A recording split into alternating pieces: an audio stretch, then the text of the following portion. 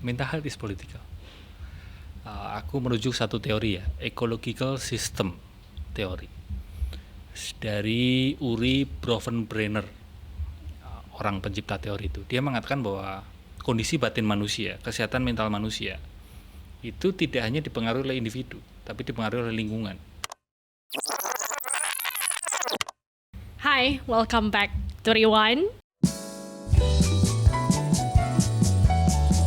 Hari ini kita kedatangan seorang praktisi mindfulness. Selamat datang, Aji Santoso Putro.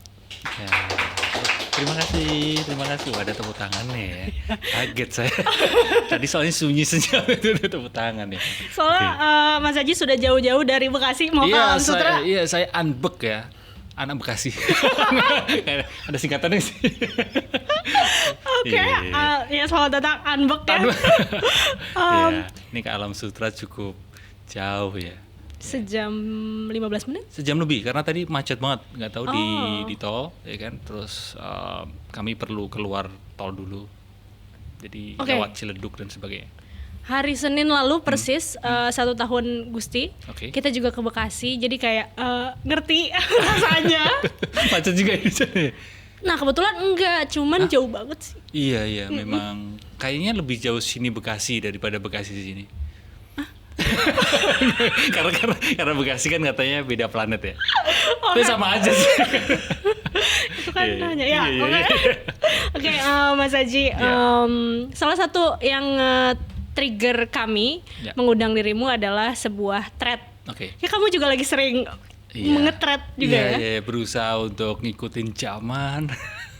Tapi sekarang kayak thread lebih seru ya? Iya. Kelihatan algoritmanya beda ya dengan yang sebelah, yang X.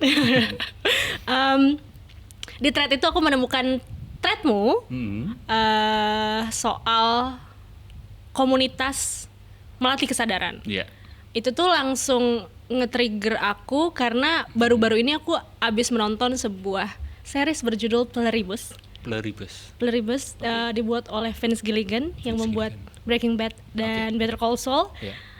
Salah premisnya ngomongin soal gimana ceritanya kalau misalnya seluruh umat manusia mempunyai kesadaran kolektif yang sama. Hanya 7 orang tersisa yang punya kesadaran individu. Menarik banget bukan? Iya. Satu premis yang menarik sekali ya. Sepertinya dirimu harus menonton itu ya, karena itu berapa episode? Satu season kayaknya 7-8 episode, aku lupa. Dan ada berapa season? Baru menuju ke season kedua, masih satu season. Jadi nggak terlalu banyak ya? Jadi itu sangat menarik. Nah, abis aku ngelihat threadmu itu kayak, menarik nih. Apa sebetulnya yang bisa kita lakukan secara komunitas untuk membangun kesadaran kolektif ini? Tapi akhirnya aku mengajak dirimu ke Rewind. Mungkin nanti kita akan menemukan jawaban-jawabannya di situ. Karena kita harus rewind dulu ke masa kecilmu. Baik. Di kota Solo. Saya pria Solo itu. Iya kan, saya kan termasuk pria dan dari Solo, ya kan? Iya, tapi kelihatannya kata itu, frasa itu langsung menuju ke seseorang ya. Siapa? Iya. Nggak tahu sih. Jadi ada fasenya, Tiara. Ada fasenya ketika saya ditanya, "Ji, kamu dari mana?" Dengan bangganya saya bilang dari Solo. Itu ada fasenya itu sekian tahun yang lalu, ya kan? Tapi beberapa tahun terakhir ini ketika saya ditanya, "Ji, kamu dari mana?" Saya jawabnya, "Solo." Iya. Itulah. Iya. Pasti 2014 itu ya kamu merasa ya. Oke. Kita tidak ngomongin tidak ke situ ya. Situ dulu. Arahnya tidak ke situ ya. Tapi kita akan ke 1980-an. Iya. Saya ini lahir 80-an, generasi 80-an. Di masa kecilmu di Kota Solo. Seperti apa Kota Solo membentuk masa kecil Aji Santoso Putro? Kota Solo membentuk saya seperti nama kotanya ya, Kota Solo. Saya memahami ya adalah kota yang sebatas saya ini ya, pengalaman saya waktu kecil ya. Solo itu kan sendirian, nggak double gitu, nggak rame. Ya masa kecil saya lebih banyak mengalami momen sendirian. sendirian. Kakak kamu? Saya punya 2 kakak. Sebenarnya gini, saya itu 3 bersaudara. Cuma kakak saya persis itu meninggal dalam kandungan atau meskram di kandungan ibu. Jadi kakak saya pertama, kakak saya kedua, lalu lahirlah kakak ketiga sebenarnya, tapi meninggal dalam kandungan, lalu baru saya lahir. Sehingga jarak usia saya dengan kakak saya nomor 2 jauh. Sehingga waktu masa kecil saya itu sering main sendirian, dan kebetulan rumah saya itu kiri kanannya, depan belakang itu sudah sepuh-sepuh semua, sudah tua, ya. Sehingga nggak ada anak. Sehingga ketika saya main di rumah, saya sering sendirian. Dan kalau saya sekarang ini ngelihat foto-foto masa kecil saya, itu kayak, ini Aji kecil ini kok kayaknya banyak pikiran gitu. Kayak fotonya itu banyak yang ini loh, mengernyitkan dahi gitu, kayak ini marah, sedih, atau banyak pikiran, atau merasa kesepian gitu. Jadi ya kota Solo mengajarkan saya ya, masa kecil saya itu ngajarin saya tentang sendiri, Solo. Ya. Oh, menarik juga ya itu. Yeah. Dan kamu juga dibesarkan oleh single parent, ibumu. Iya. Yeah. Tapi kalau ada nggak, aku suka banget lagi kayak cerita-cerita tentang anak kecil dan ibu gitu, kayak banyak banget sebetulnya yang akan ditemukan dari situ ya. Tapi ada satu memori paling berkesan tentang hubunganmu dengan ibu nggak di masa kecil? Banyak ya, kalau diminta memilih agak susah ya, karena sekarang ini ketika saya ditanya siapa idolamu, salah satunya akan saya sebut nama ibu saya. Momen mungkin bukan momen spesifik ya, tapi mungkin secara keseluruhan dengan single mom ya, ibu saya sebagai single mom membesarkan ketiga anaknya, cowok, cewek, cowok. Ketabahan itu yang selalu nempel di pikiran saya mengenai ibu saya, seorang single mom yang terus berjuang, tabah, dan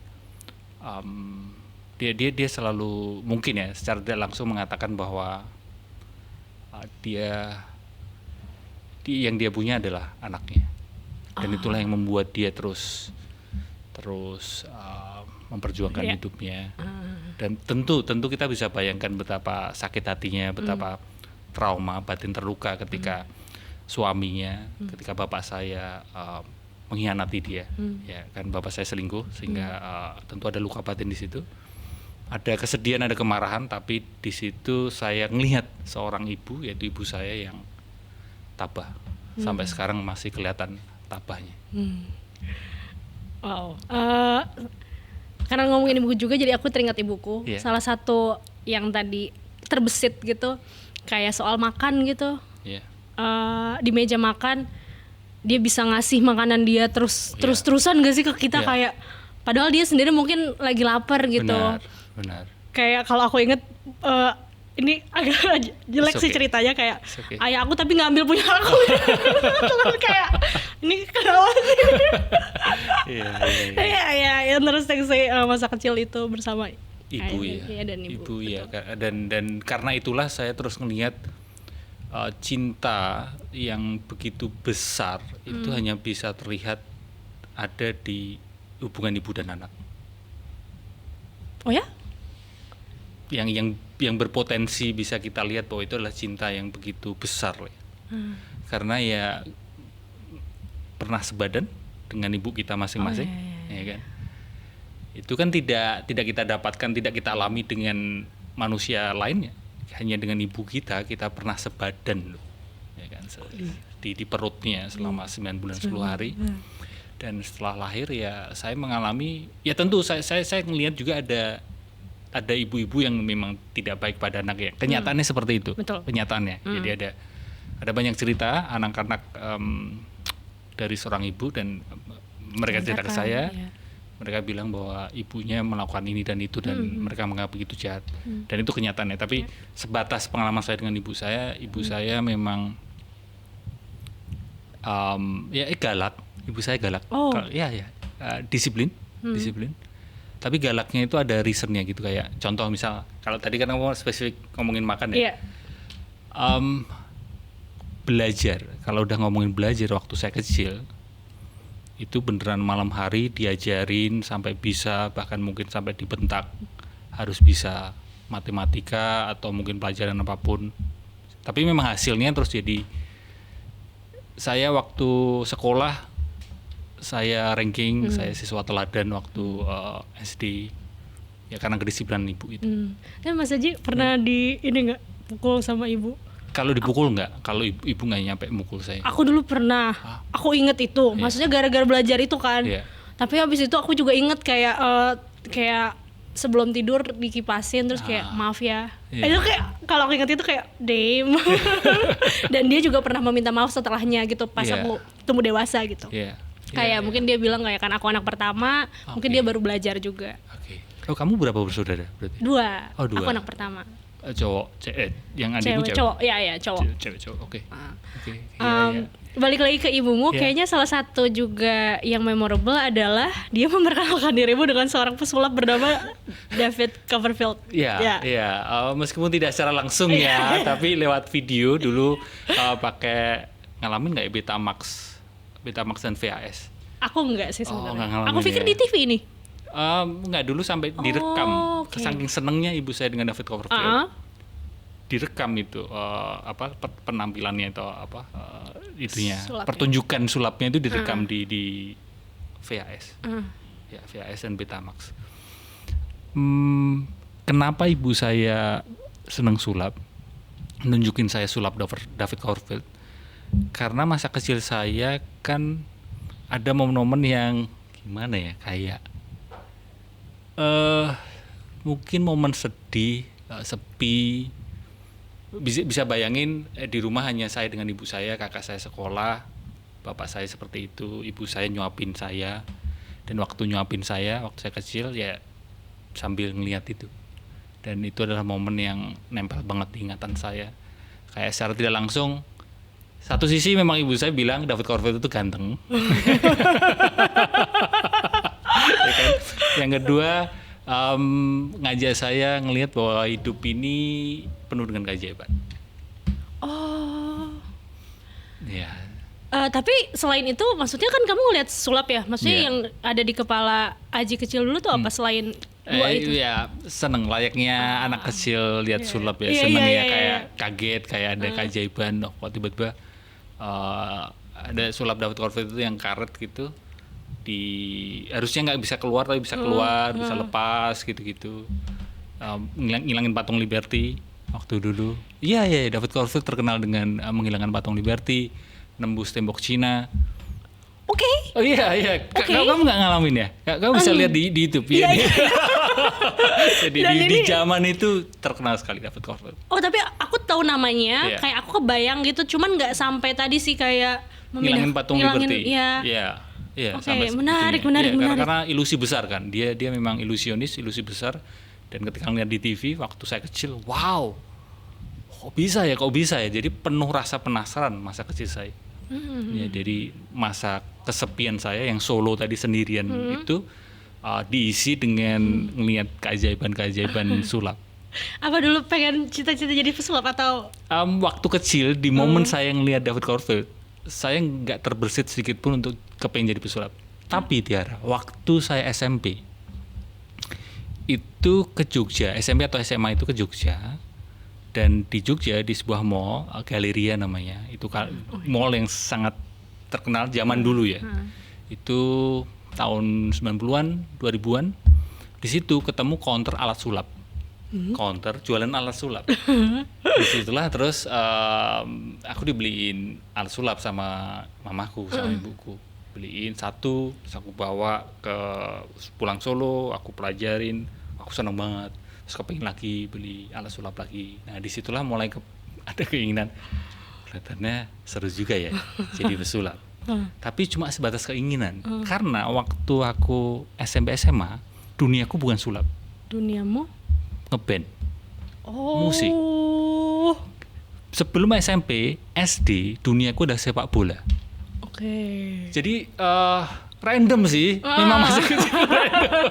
Aku pernah juga pengen banget jadi pemain sepak bola waktu SD. SMP awal jadi pemain bola, masih kepengen jadi pemain bola. SMP akhir kelas 3 kepengen ngeband jadi musisi. SMA gitaris, drummer, kabelis. Gitar. Lalu SMA ya masih ngeband. Jadi mulai seneng musik banget, ngeband banget itu akhir SMP, SMA juga. Awal kuliah pun juga masih ngeband. Band apa kayak gimana, Mas? Zaman dulu itu aku main lagu-lagunya Dream Theater. Oke. Iya, progressive rock. Dan ini mungkin banyak orang yang nggak ngira. Seorang Aji Santoso Putro yang dia kenal, teman-teman kenal sekarang, ternyata suka ya progressive rock. Suka, sampai sekarang pun masih dengerin lagu-lagu. Sekarang dengerin apa? Dream Theater, lagu-lagu zaman dulu. Ada yang baru nggak? Jujur lebih seneng lagu-lagu yang lama, Dream Theater. Terus SMA, awal kuliah seneng emo. Dashboard Conventional, My Chemical Romance, ya zaman dulu lah, lagu-lagu zaman dulu. Kok nggak dilanjutin, Mas Dedi? Apa, ngeband ya? Iya. Ini juga cerita dari teman-temanku ya, teman-teman ngeband. Nggak mudah mewujudkan mimpi jadi anak band yang beneran sukses, bisa mendapatkan nafkah gitu dari mendapatkan bisa cukup untuk menafkahi hidup dari main musik. Dulu saya juga ngalamin waktu saya kuliah, akhirnya kelihatannya berat juga ya gitu. Itu bikin lagu sendiri atau nge-cover atau? Nge-cover dulu, masih nge-cover, main di kafe. Iya. Belum sampai bikin lagu sendiri. Oke. Tapi, nah itu setelah kuliah masih ngeband kan itu kan? Oke. Beberapa tahun aku kuliah masih ngeband, tapi terus kembali jatuh cinta sama sulap lagi karena aku kan kuliahnya di Jogja, di UGM. Nah di Jogja itu aku ketemu lagi itu counter sulap yang waktu dulu aku SMP. Di Mall Galeria itu. Di Mall Galeria, tapi nggak cuma di Mall Galeria. Sekarang udah mulai muncul itu di Jakarta. Di Jakarta juga banyak. Terus akhirnya waktu itu terus jadi banyak itu counter sulap. Nah terus akhirnya aku kembali menekuni sulap dan sampailah. Ini juga fun fact, mungkin banyak orang yang juga belum tahu adalah aku pernah jadi professional magician. What? Sama Demian? Apa ini beda? Iya, wah perjalananku aku itu sempat ke rumahnya Deddy Corbuzier untuk belajar sulap. Oke. Iya. Apa yang Deddy Corbuzier ajari? Aku waktu dulu nggak boleh langsung ketemu Deddy Corbuzier. Aku mesti ketemu asistennya, berhari-hari belajar sama asistennya, dan ya cukup susah sih waktu dulu nemu Deddy Corbuzier. Maksudnya meskipun aku udah belajar sulap kepada Deddy gitu. Iya. Karena ini lagi pembahasannya sulap, apa yang dulu di masa kuliah itu yang membuat kamu balik lagi ke sulap dibanding musik dan lain-lain? Ini kan sulap sesuatu yang kayak even kita nggak aware gitu tentang itu mah paling dari Corbuzier aja, Demian atau nama-nama yang mungkin lain. Terlalu iseng ya hidup saya waktu itu, masih ngeband, kuliah sambil ngeband, tapi terus saya tuh stuck gitu. Terus akhirnya main sama temen ke mall dan sebagainya loh, ada sulap, terus aku main sulap. Ternyata aku juga di hire untuk jadi pesulap. Bahkan sambil jadi pesulap, aku pernah juga jaga counter alat sulap di toko buku besar lah di Jogja. Jadi salah satu lantainya ada counter alat sulap dan aku jaga counter alat sulap itu, nawarin alat sulap. Dan waktu itu kan juga mikirnya, oh ini kok lebih menghasilkan ya gitu. Terus akhirnya ya disulap, nyemplung di sulap. Menjaga toko sulap lebih menjanjikan dibanding menjadi musisi ya. Tapi kan waktu itu kan mungkin ini ya, langsung bisa dapat uang langsung gitu. Sedangkan kalau musisi kan mungkin perlu ngirim lagu demo dan sebagainya gitu. Oke. Berarti udah main di mana aja sebagai pesulap, Mas? Waktu itu ya, waktu tahun 2005, 2006 ya, 2006 lebih. Karena kan aku lulus kuliah 2006 kan. Jadi 2006 ke atas, 2006 2010-an itu di ulang tahun itu pasti. Ulang tahun anak sampai ulang tahun Sweet 17 itu juga. Yang paling tua umur? Um, 20-an sih, nggak nyampe tua gitu. Kelihatannya agak aneh ya kalau ngundang gitu ya. Itu terus New Year pasti. New Year itu jadi momen ini kan, momen kayak nyayur gitu istilahnya. Oh ini banyak panggilan gitu. Ya. Event corporate juga kalau misal ada gathering gitu biasanya ada juga yang sulapnya dikasih tuh ini uang gitu. Dan waktu itu juga ada ini baru rame ya, nggak tahu kamu dulu ngalamin atau nggak, street magician. Street magician itu kalau tadi ngomongin David Copperfield, show sulapnya kan grande di stage besar, tapi street magician itu yang terkenal David Blaine namanya. David Blaine, Chris Angel itu close up magic. Jadi deketin orang, ketemu impromptu gitu di jalan, langsung diajak main kartu, koin. Oh, ada kayak di TV juga dulu. Iya. Jadi itu kan genre sulapnya beda. Oh iya, sama di dekat sekolah SMP ku dulu juga ada tuh. Mungkin itu sebutnya street magician ya. Iya, kayak ada yang kayak bisa segala macam lah ya. Iya, impromptu. Oke. Tapi kalau kita bahas masa kuliah kan sebetulnya Demo mengambil jurusan psikologi di UGM. Iya. Apakah mempelajari tentang psikologi membantu masa muda karena lebih memahami dulu, waktu remaja, masuknya masa kecil, masa remaja gitu ya. Kayak maksudnya di bayangan aku kan ketika usia-usia kita kuliah kan lebih banyak lagi pertanyaan tentang kehidupan kan. Lalu psikologi adalah jurusan sekolahnya gitu kan. Apakah itu malah membantu atau malah jadi menyulitkan? Mungkin ini ya, ditarik di awal aku memilih psikologi itu ya. Kelihatannya pikiranku nggak sejauh itu sih. Karena pilihan psikologi itu pilihan ketiga. Jadi waktu aku waktu aku SMA, aku tuh jurusannya IPA. Main pinter lah. Lumayan aja. Tapi habis itu karena aku IPA, maka aku dibolehin ngambil 3 jurusan waktu UMPTN.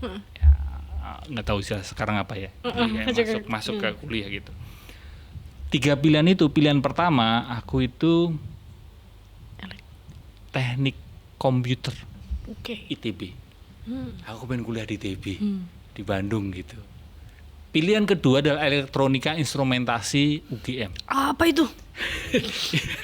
Ya elektronik gitulah ya. Pilihan ketiga baru psikologi UGM. Jadi sebenarnya psikologi UGM ini kayak aku pikir dulu ya buat cadangan lah gitu. Dan banyak temen yang bodoh-bodohin aku, Ji, psikologi UGM itu ratingnya tinggi, grade-nya tinggi. Mestinya kamu taruh di 1 atau 2, kok malah kamu taruh di pilihan 3. Selain UMPTN, aku juga ngambil universitas swasta gitu, perguruan tinggi swasta, itu ngambil teknik informatika. Dua perguruan tinggi swasta, dua-duanya aku ngambil teknik informatika. Tapi ternyata yang diterima yang UMPTN itu perguruan tinggi negerinya itu adalah yang psikologi UGM.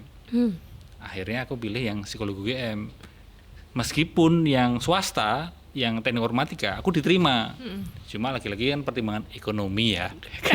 Kelihatannya berat ini kalau aku terusin gitu untuk biaya kuliahnya. Akhirnya memilih yang negeri, akhirnya psikologi UGM. Sebenarnya sesimpel itu sih aku dulu memilih psikologi UGM. Setelah masuk? Nah, setelah masuk ternyata ini kelihatan memang aku gunakan aku belajar psikologi itu untuk memahami diriku atau memulihkan trauma sejak aku kecil, masa kecilku yang seperti itu, remaja. Karena masa remajaku ini contoh yang nggak baik sih.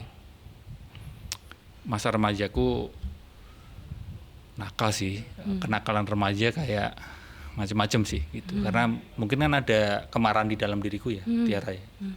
Yang aku bingung dengan keluargaku, tapi aku bingung juga untuk menjawab pertanyaan-pertanyaan di kepalaku gitu. Terus larinya malah ke hal-hal yang nggak bener lah. Terus psikologi itulah yang mungkin ternyata tanpa sadar aku memilih kuliah di psikologi dalam rangka untuk memahami diriku lebih dalam dan mengobati traumaku. Kalau diingat momen itu, Mas Haji, kayak part apa gitu yang membuat dirimu merasa psikologi ini membantu dirimu? Part kayak contohnya ada hal spesifik kah dari psikologi yang membuat kamu lebih mengerti masa kecil, masa remajamu? Waktu kuliah ya teori lah ya, teori banyak lah, teori psikologi kepribadian atau mungkin ya macam-macam ya, banyak teori psikologi. Cuma justru poin paling pentingnya atau momen paling pentingnya bisa jadi turning pointku adalah setelah lulus. Setelah lulus usia 20-an kan. Waktu itu aku nggak mengenal istilah quarter life crisis. Ya, karena quarter life crisis istilah itu kan mungkin baru beberapa tahun terakhir ini. Belum common ya pada saat itu ya? Nggak ada istilah itu aku belajar psikologi juga nggak ada istilah quarter life crisis. Oke. Terus setelah lulus 2006 lulus itu momen yang aku rasa gini, ada perasaan gini, Tiara. Ini aku udah lulus ini. Psikologi UGM loh gitu. Terus karirku gimana ini gitu. Aku mungkin merasa bakalan mudah. Tapi ternyata nggak semudah yang aku bayangkan secara karir. Yang kedua, secara finansial, ekonomi. Aku punya keinginan untuk lanjut S2 atau profesi psikolog. Tapi ternyata secara finansial juga nggak mencukupi untuk lanjut. Yang ketiga adalah ngomongin tentang relasi. Ya, waktu dulu masih pacaran. Wah, ini kok pahit juga ya, patah hati dan sebagainya. Relasi pertemanan. Itu momen-momen yang aku rasa kok teman-temanku nggak sedekat dulu lagi ya gitu. Nah, itu momen yang aku beneran merasa sendirian lagi seperti masa kecilku, tapi lebih gelap rasanya. Mungkin karena itu udah usia 20-an ya. Aku udah mulai bisa merasa lebih merasa sepinya, lebih merasa kosongnya. Waktu kecil merasa sepi, merasa kosong, tapi kan ya masih kecil gitu. Nah, di momen itu yang aku rasakan momen gelap itu, aku pernah beberapa kali kayak kelihatannya udahan aja deh hidup ini. Pengen mengakhiri hidup itu, waktu itu muncul lah beberapa kali. Lalu apa yang merubah itu? Mengubah itu? Kali pertama, kali kedua keinginan itu muncul untuk mengakhiri hidup, aku ada dorongan untuk melarikan diri. Maksudnya ketika keinginan itu muncul, ya udahlah aku larikan diri dengan ya distraksi, dengan mengalihkan perhatian, dengan macam-macam, dari yang positif maupun yang negatif. Aku lakuin untuk melarikan diri dari dorongan keinginan itu. Tapi itu kan muncul nggak sekali dua kali, muncul lagi, hingga di suatu malam itu muncul dorongan itu, keinginan itu, dan cukup kenceng gitu dorongannya malam hari itu, sehingga aku bingung juga, badanku capek, bingung aku mau melarikan diri kemana lagi, badanku capek malam hari. Nah, di momen itu ada kesadaran ya,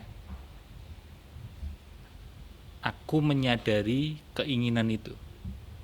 Jadi kan keinginan muncul dan aku sadar diriku menyadari keinginan itu, sehingga diriku bukanlah keinginan itu.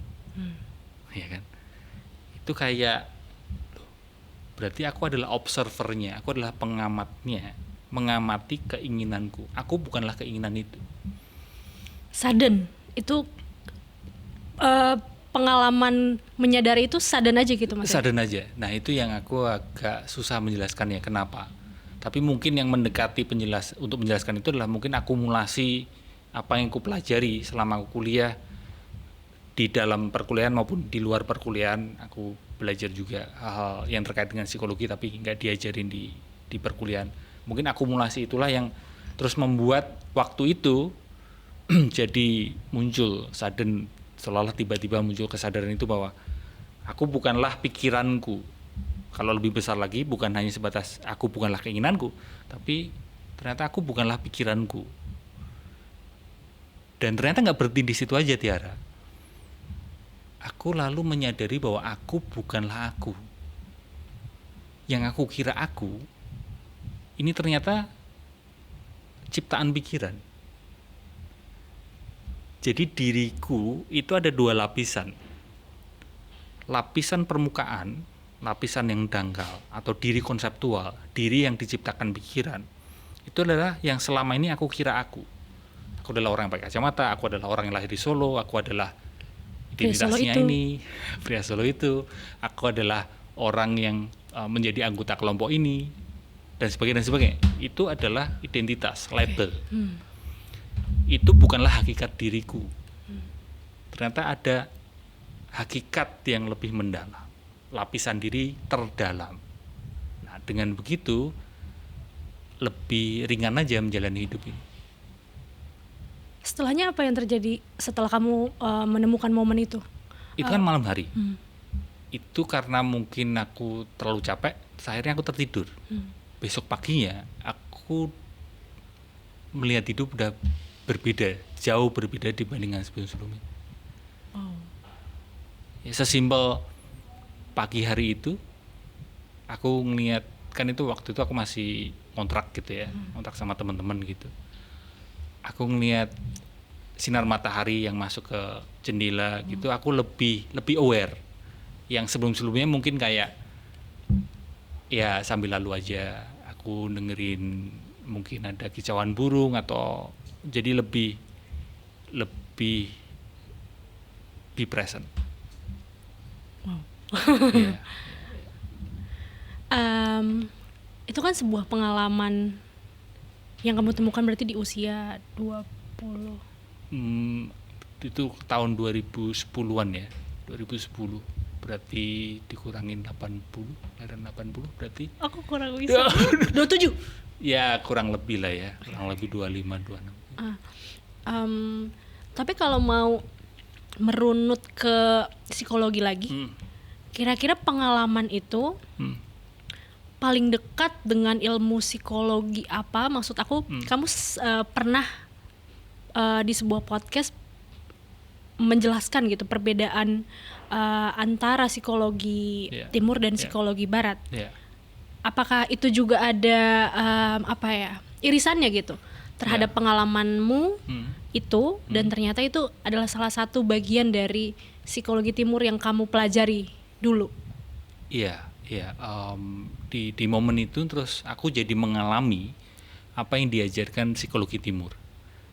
Karena kan perbedaannya gini, psikologi barat itu cenderung gini, aku punya keinginan dan aku gimana caranya aku bisa mewujudkan keinginanku. Gimana caranya si aku ini bisa mengembangkan potensiku. Ya, aku bisa mungkin memulihkan traumaku. Aku bisa ya macam-macam. Intinya aku bisa berkembang, bisa bertumbuh. Itu psikologi barat cenderung seperti itu. Mengaktualisasi diri. Tepat sekali. Jadi si diri ini dikembangkan, ditumbuhkan. Gimana caranya? Dan dipelajari di situ, di psikologi barat. Sedangkan psikologi timur ini mungkin agak kontradiktif, tapi sebenarnya saling melengkapi sih. Psikologi timur ini ketika aku punya keinginan, aku pengen bertumbuh, justru psikologi timur mengajak kita untuk menelusuri, inquiry, aku ini siapa? Dua arah yang berbeda kan. Sebelum kamu mewujudkan keinginanmu, kita ini perlu menelusuri dulu, menyelidiki dulu. Aku yang punya keinginan ini sebenarnya siapa? Dan yang aku alami waktu itu, justru aku kan bukannya terus menghilangkan keinginan itu, muncul keinginan untuk mengakhiri hidup. Kalau menggunakan psikologi pendekatan psikologi barat, maka aku mesti melawan overthinking itu. Aku mesti melawan pikiran itu. Pikiran negatif mesti diganti menjadi pikiran positif. Itu psikologi barat. Si aku mengendalikan pikiran. Sedangkan psikologi timur yang aku alami adalah justru si aku ini yang perlu ditelusuri. Di si aku ini siapa? Agak ini ya, agak karena mesti mengubah arah kan, dan ini yang mungkin banyak orang sekarang ini juga kalau belajar kesadaran itu kurang semenarik ketika ngomongin mewujudkan keinginan atau mengendalikan pikiran. Lalu kalau gitu apa yang harus dikendalikan, Mas Aji?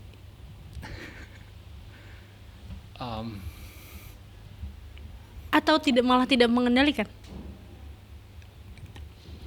kita bicara pikiran aja, pikiran, perasaan. Selama ini kita diajarin ke arah yang kita mesti mengendalikan pikiran, mesti mengendalikan perasaan. Kalau di ilmu kesadaran, kita hanya menjadi observer, mengamati pikiran dan perasaan. Layaknya gini, kamu di arus sungai, kamu di dalam sungai itu, arus sungainya bersih, kotor, arus sungainya kenceng, arus sungai pelan. Karena kamu di dalam arus sungai, maka kamu berusaha untuk mengendalikan arus sungai itu. Kalau bisa bersih terus dong arus ini. Kalau bisa arus sungai ini tenang terus dong gitu. Itu kalau pendekatan pikiran. Pendekatan pikiran seperti itu. Dan itulah yang selama ini kita lakukan, yang kita tahu. Sedangkan pendekatan kesadaran, bayangin seperti kamu keluar dari arus sungai. Di pinggir arus sungai, hanya ngelihat aja arus sungainya. Kamu kan nggak terpengaruh oleh arus sungai. Kita bisa ganti dengan arus pikiran itu. Mau pikiran itu bersih, kotor, mau pikiran itu positif, negatif, mau pikiran itu tenang, bising, overthinking, kamu nggak terpengaruh. Kamu hanya menjadi pengamat pikiran itu. Dan itulah, kalau di jalan kesadaran, itulah yang membantu untuk menenangkan batin.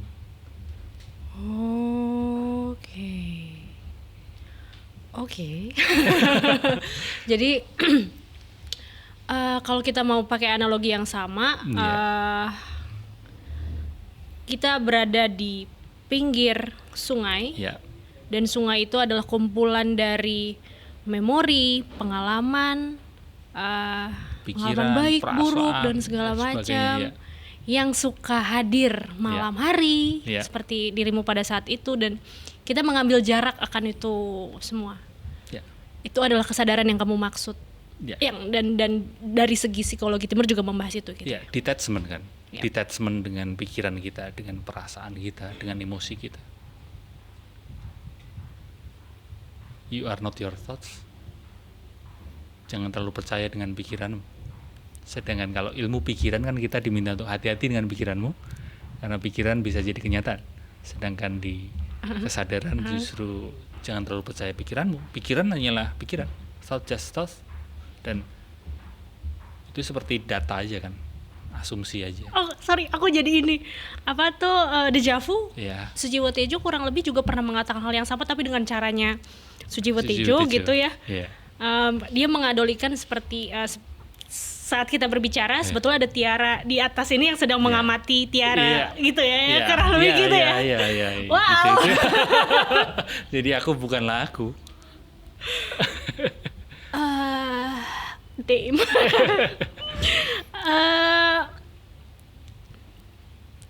Oke.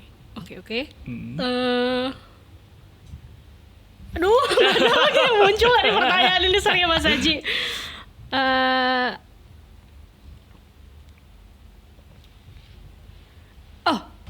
Setelah kamu ada di momen dimana kamu menemukan, itu kan sebenarnya turning point ya, malam itu, lalu besok pagi matahari itu jauh lebih indah lagi dibanding biasanya. Tapi ada rasa curiosity yang tumbuh dan harus mencari ini ke arah mana gitu nggak sih, Mas Haji? Maksudnya setelah punya kesadaran akan itu, kesadaran itu dibawa kemana tuh Mas? Itu kan tetap harus dinavigasi ya? Iya nggak sih? Perlu belajar aja sih, belajar tentang kesadaran gitu. Terus setelah itu ya aku lebih tertarik belajar tentang kesadaran daripada belajar tentang pikiran. Yang mengendalikan, yang mesti berpikir positif dan sebagainya gitu. Ya karena mungkin ada satu missing puzzle ya, atau missing point di usia itu. Aku pun juga itu 2010-an ya, aku ingat itu aku pernah jatuh sakit. Sebelumnya atau setelah momen itu? Sebelumnya. Jadi aku pernah jatuh sakit tulang belakangku itu mengalami HNP, hernia nucleus pulposus.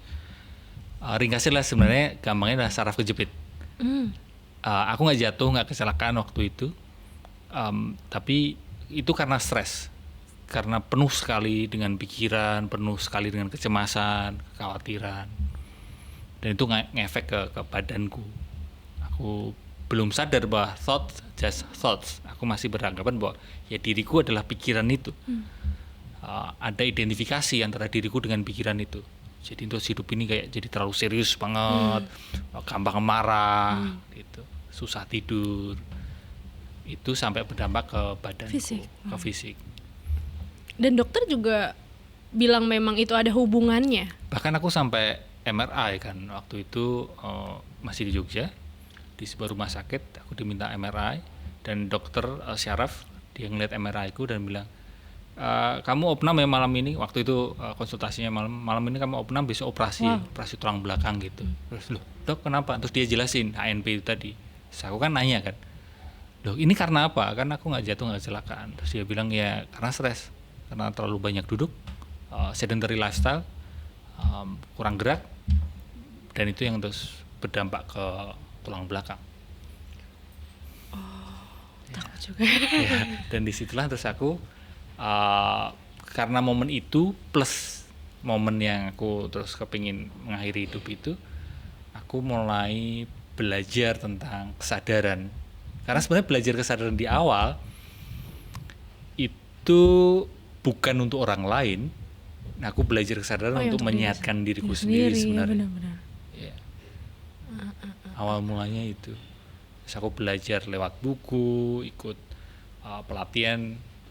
Pelatihannya apa? Meditasi. Oke. Meditasi. Terus waktu itu kan sosial media yang ada dan rame dipakai adalah Facebook ya. Oke. Iya. Dan tempat aku menuliskan pengalamanku, insight-insight yang aku dapatkan selama aku belajar tentang kesadaran adalah di Facebook. Status ya dulu kan, status Facebook gitu. Dan kumpulan tulisan itulah terus jadi buku.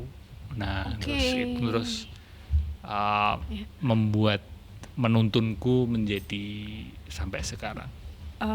Praktisi mindfulness. Ya bisa dikatakan praktisi mindfulness. Saya sampai sekarang juga masih bingung sebenarnya.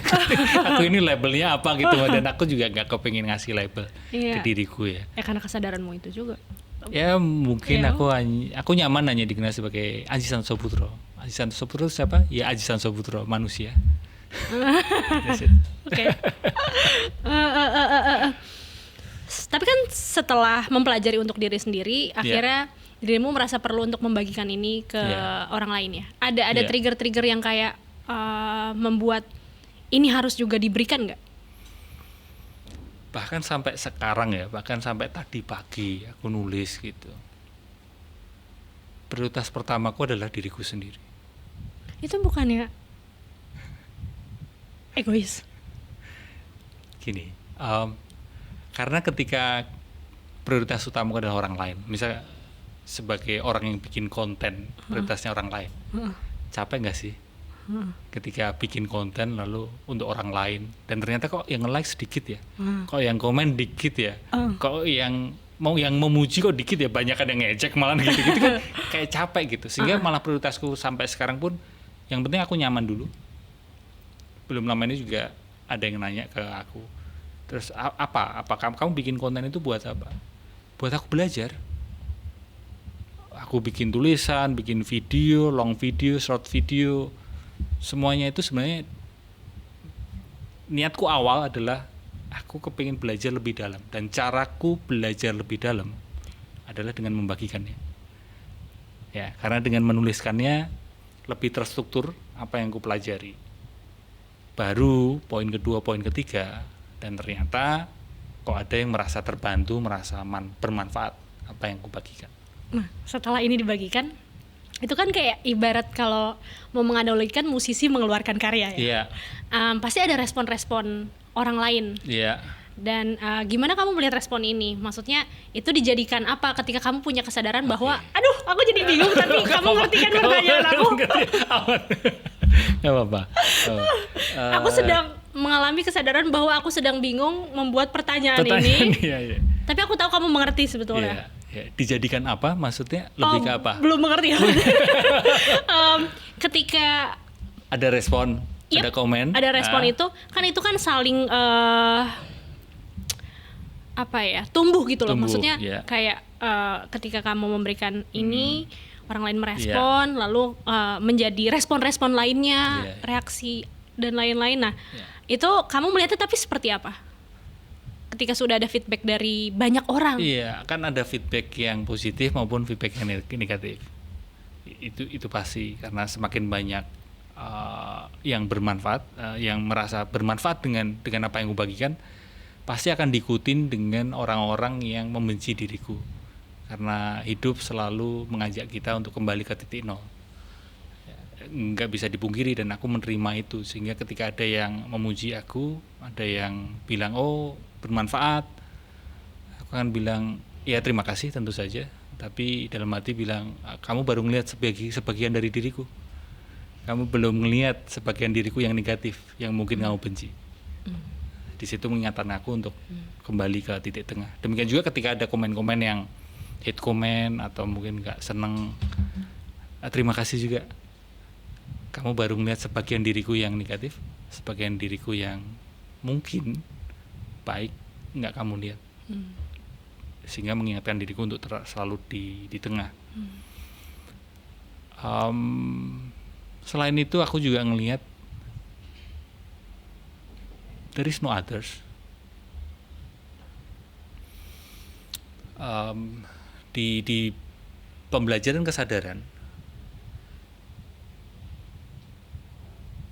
our true nature, the deep I, lapisan diri yang terdalam, itu kan satu keutuhan. Aku adalah kamu, kita adalah mereka. There is no others. Ketika aku menyakiti orang lain, sama saja aku menyakiti diriku sendiri. Kesadaran inilah yang aku rasa perlu di sisi yang lebih luas ya, jauh lebih luas di humanity, di kemanusiaan. Inilah yang perlu kita tumbuhkan. Kesadaran kolektif inilah yang perlu kita tumbuhkan. Tapi kan secara realitas ada dinamika, mungkin kita membawanya ke sosial media deh. Yeah. Sosial media hari ini beberapa waktu kebelakang ini ada semacam polarisasi, fragmentasi. Betul, polarisasi dan fragmentasi. Dan kalau mau ngomong ke kesadaran aku, membaca isinya adalah aku cukup bingung. Gimana cara menavigasi kebingungan ini untuk lebih sadar, tapi bukan ignorant. Kalau ignorance, bukan ignorant, berarti bahan bakarnya adalah ketakutan. Ignorance itu karena ada ketakutan di dalam diri kita, bukan kesadaran. Kalau kesadaran, tetap mengalami, tetap membaca, tapi ada kesadaran bahwa kita tidak hanya terseret oleh apa yang kita alami. Tapi memang benar, sosial media salah satu dampak yang nggak baik dari sosial media adalah fragmentasi, polarisasi. Aku bukanlah kamu, aku lebih suci dibandingkan kamu, kelompokku lebih baik dibandingkan kamu, dan sebagainya. Dan itulah yang, bukankah itu semualah yang menjadi sumber konflik, dari konflik individu sampai konflik perang antar negara, adalah ada fragmentasi itu. Nah, kembali lagi di sebatas ilmu kesadaran yang aku pelajari, kita diajak untuk melihat bahwa di kedalaman kita ini satu keutuhan. Bahkan bukan hanya manusia dengan manusia, there is no others itu tadi, bukan, tapi makhluk hidup. Kalau kita ngelihat hewan, binatang, kita ngelihat tanaman, tumbuhan, pohon, alam ini, itu adalah satu keutuhan dengan kita kan. Kita merusak alam, sebenarnya kan sama aja kita merusak dengan diri kita sendiri. Satu keutuhan. Itulah kenapa kalau kita main wordplay-nya adalah keutuhan. Keutuhan. Ketika kita bisa sadar bahwa there is no others, bahwa ketika aku menyakiti kamu, sama saja aku menyakiti diriku. Ketika aku menyakiti kelompokmu, sama saja aku menyakiti kelompokku. Ketika aku merusak alam, sama saja aku merusak diriku sendiri. Ketika aku menyakiti hewan, binatang, sama saja aku menyakiti diriku sendiri. Ketika orang mencapai kesadaran seperti itu, dia akan mengalami Tuhan di mana-mana.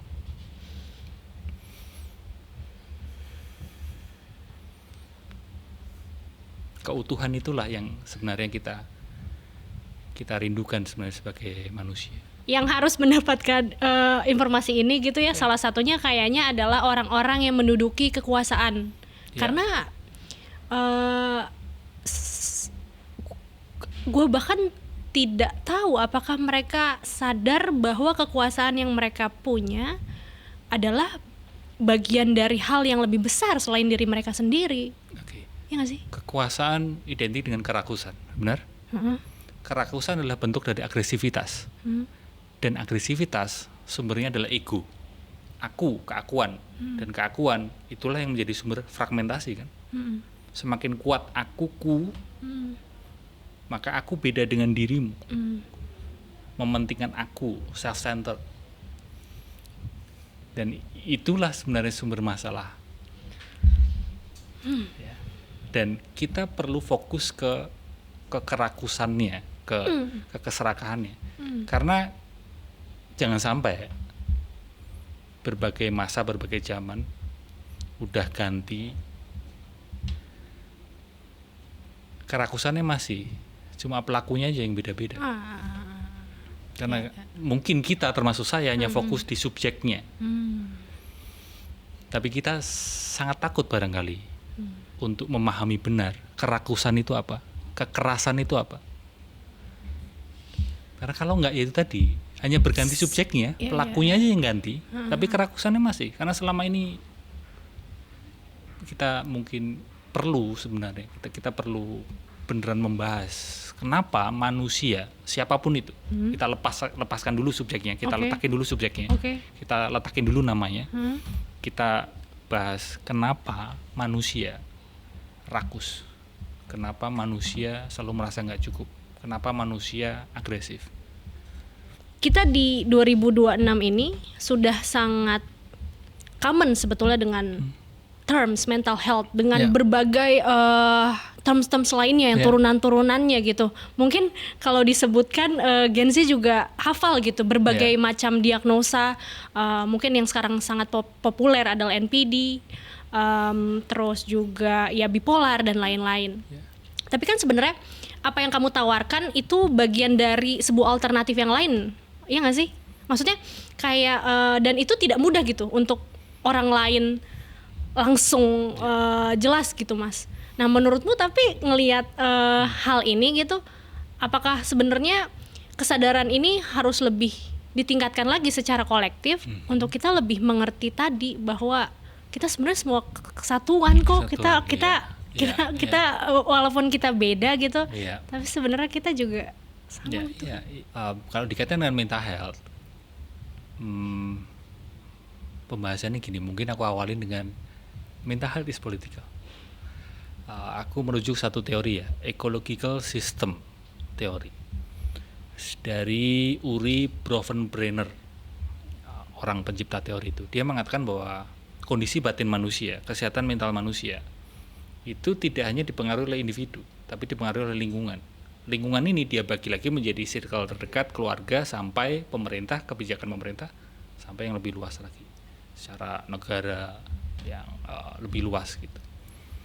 Sehingga kalau kita ngomongin mental health, kita tidak bisa tutup mata terhadap kebijakan politik, situasi ekonomi dan sebagainya. Makanya akhir-akhir ini pun juga teman-teman yang konseling ke psikolog, ke psikiater, mereka juga cemas karena kondisi negara, karena situasi politik dan sebagainya gitu. Sehingga kita tidak bisa hanya ngomongin individu. Sayangnya teman-teman saya di bidang psikologi atau mungkin di bidang mental health atau bisa dikatakan sebagian healer spiritual dan sebagainya, mereka seolah-olah menutup kenyataan itu. Mereka hanya mau melihat bahwa ya ini persoalan individu. Kalau kamu stres, kamu kurang positive vibes deh. Ya kan? Kamu kurang mungkin energimu kurang oke deh gitu. Padahal kan kita perlu melihat bahwa ini juga dipengaruhi oleh kebijakan politik dan lingkungan yang lebih luas. Itu satu. Lalu yang kedua, kalau bicara tentang yang kamu sampaikan tadi, kesadaran sekarang terkait kesehatan mental udah naik lah dibandingkan sekian tahun yang lalu. Hanya saja PR kita juga masih banyak lah, masih panjang. Karena jebakannya gini, kalau tadi kamu ngomongin tentang istilah-istilah NPD, lalu bipolar dan sebagainya, ada sebagian orang ya, saya nggak mau generalisasi, tapi sebagian orang justru lebay terhadap kesehatan mental.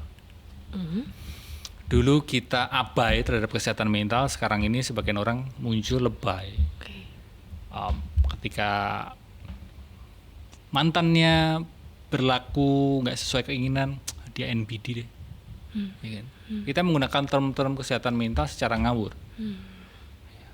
Ngawur aja menggunakan atau ngomong label itu gitu. Padahal itu kan perlu diagnosa dari profesional mestinya. Sehingga kita perlu mewaspadai dua sisi itu, abai dan lebay ini perlu dijaga di tengah gitu. Kesadaran itulah yang perlu kita tumbuhkan. Ya. Kayak kalau aku melihat pola dari yang Mas Aji sampaikan ya, tengah itu ya, kita maksudnya selalu baik buruk selalu ada. Middle path. Middle path is the healthiest way. Secukupnya. Kekurangan itu nggak sehat, berlebihan pun juga nggak sehat. Nah, kalau bicara tentang mental health lagi, itu kan banyak pendekatannya, banyak genrenya. Kayak tadi mungkin sulap atau musik kan banyak genrenya. Mental health ini ada genre tadi, genre psikologi barat atau genre hipnotisme, ada NLP, CBT, macam-macam. Nah, salah satunya pendekatan atau genrenya adalah kesadaran yang mungkin masih jarang dibahas, tapi saya tekunin. Ya, dan bisa menjadi alternatif. Ya, cocok-cocokan. Saya nggak terus ngomong bahwa ini yang paling baik atau cocok buat semua orang, cocok-cocokan. Ya, tapi kalau ngomongin soal ilmu kan selalu harus ada tandingan. Iya dong. Iya. Dan setiap ilmu, setiap pendekatan pasti ada kelemahannya. Termasuk kesadaran pun ada kelemahannya. Apa? Berat belajarnya. Maksudnya tadi udah kayak agak sepaneng, Mas. Iya kan? Makanya kan lebih mudah kalau kamu harus berpikir positif gitu. Itu kan sesuatu yang lebih mudah gitu. Sedangkan ketika kita self inquiry, menelusuri, menyelidiki aku, memang jadi pembahasannya berat. Makanya sesi-sesiku, tulisan-tulisanku itu berat sebenarnya buat banyak orang, kayak ini maksudnya gimana sih, Mas? Aku sendiri juga bingung sih. Dengan keberatan ini, ada nggak? Sebenarnya dirimu juga sempat mengatakan ini di beberapa podcast. Tapi untuk hal pertama lah, untuk kita mencoba menjadi manusia yang lebih sadar. First step adalah pause, jeda. Di tengah dunia yang semakin cepat, skill yang perlu kita latih adalah skill untuk melambat, berhenti sejenak. Karena ternyata terlalu cepat itu juga, berlebihan cepat itu juga nggak baik. Jadi pertama, first step-nya adalah itu. Sebelum ngelakuin apapun yang selama ini mungkin, terutama yang kamu lakuin secara tergesa-gesa, cobalah untuk slowing down, melambat. Itu langkah pertama. Tapi aku jadi malah kepikiran kayak manusia purba yang kita anggap zaman dulu ya, padahal mungkin secara kesadaran mungkin mereka mempunyai kesadaran yang mungkin di atas kita. Dia sangat dekat dengan alam, betul. Benar. Dan kalau sekarang manusia modern kan salah satunya ditandai dengan banyak gedung, kita sering berada di bawah gedung, di bawah atap, kita tidak langsung bisa ngelihat langit. Ya kan? Lalu ditandai dengan tentu saja handphone, sosial media, yang itu yang mendisrupt mental kita kan. Kita jadi mudah lost in thoughts. Kita jadi kesasar gitu dalam pikiran kita, dan kita meninggalkan sisi manusia kita. Jadi ada hal yang menarik Tiara gini. Pernah nggak kita renungkan ya, dalam satu hari berapa lama kita berinteraksi dengan mesin, termasuk mesin ya, handphone itu termasuk mesin atau robot lah gitu.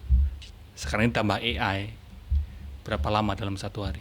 Kan lama banget kan. Betul. Dan mungkin dari tahun ke tahun semakin bertambah durasi itu. jangan-jangan kita ini sudah bukan lagi 100% manusia. Jangan-jangan selama ini, akhir-akhir ini kita sudah cyborg. Ada sisi robot di dalam diri kita mungkin. Berapa kali kita dalam satu hari buka handphone. Mas Haji, terima kasih untuk alternatif ini. Menurut aku nih pause memang bukan pertama pause dulu. Betul. Menurut aku tuh memang secara layer ini kan banyak ya sebenarnya yang harus disrupt untuk seorang manusia yang sangat terbiasa dengan teknologi dan lain-lain, dengan kecepatan, dan kita harus mengambil jeda. Menurut aku itu adalah alternatif yang menarik, alternatif yang mungkin bisa jadi solusi, karena kan kita akan selalu mencari ke arah yang lebih baik ya tentunya. Walaupun itu tidak mudah. Kira-kira iya sih, gak mudah memang. Kira-kira kita bisa bikin apa ya? Oke. Nanti mungkin kita bisa bicarakan lebih lanjut kira-kira apa yang sebenarnya yang bisa kita lakukan. Salah satunya bikin kelas beneran kayak nggak ngapa-ngapain gitu ya. Iya, atau ini aku ada satu pandangan ya, nggak tahu ini benar atau enggak. Dan merujuk ke tadi ya, teori tentang ecological system, bahwa diri kita ini dipengaruhi oleh lingkungan yang besar.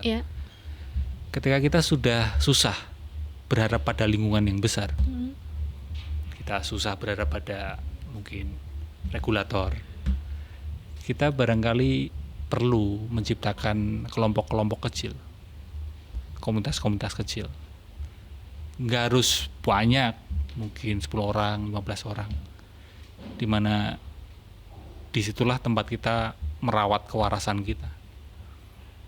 Karena kan bisa jadi perubahan lebih baik itu muncul dari kelompok-kelompok kecil. Kekuatan dari small group itu, karena itu ada aku perlu ditumbuhkan lagi. Ya, karena ada kekuatan lebih besar yang tidak bisa kita ganggu gugat. Iya, hidup ini punya arusnya sendiri sih. Ya, kalau di ilmu motivasi atau motivator kan memang ya bukan berarti salah ya. Betul. Tapi cenderung kayak kita harus mengendalikan hidup ini sesuai keinginanku. Kalau di ilmu kesadaran kita diajak melihat bahwa hidup ini punya arusnya sendiri. Dan seringkali kita manusia tidak bisa ngutang-ngatik. Kelompok-kelompok kecil itu menarik. Iya, ya termasuk podcast ini kan mungkin juga kamu bisa ini kan bertemu dengan teman-teman pendengar podcast ini, itu kan juga jadi kelompok-kelompok kecil. Nanti ini kali ya komen kita buka kelas apa. Jadi nanti kalau itu kita let's go. Boleh, kita boleh. buat kelas jeda. Boleh. Jadi mungkin unik, lucu juga sih ketika kita bikin sebuah sesi ketemu hanya untuk apa? For doing nothing. Kan nggak ada ya selama ini kan ketika kita kita kan dulu ketemuan gitu kan, wah ada aktivitinya kan. Justru kita ngadain yuk ketemu gitu, ngapain? Nggak ngapa-ngapain ya, hanya duduk aja diem ya kan. menarik Dan itu mungkin sesuatu yang ini ya, precious ya, sekarang menjadi hal yang sangat mewah gitu.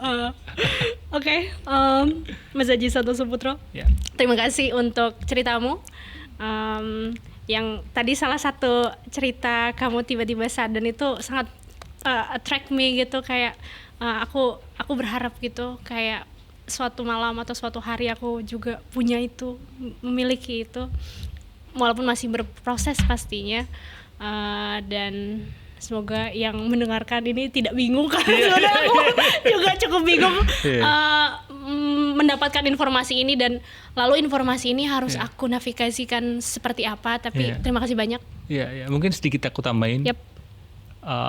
Kamu tadi bilang suatu hari semoga kamu bisa mendapatkan kesadaran. Justru mungkin untuk di akhir sesi, di akhir obrolan ini, kesadaran itu senantiasa ada di dalam dirimu sebenarnya. Cuma ketutupan awan aja, ketutupan awan pikiran, awan perasaan, awan emosi. Tapi ingatlah bahwa kesadaran itu, hakikat itu ada di dalam diri kita, senantiasa ada di dalam diri kita, dan itu ya tinggal kita menemuinya aja.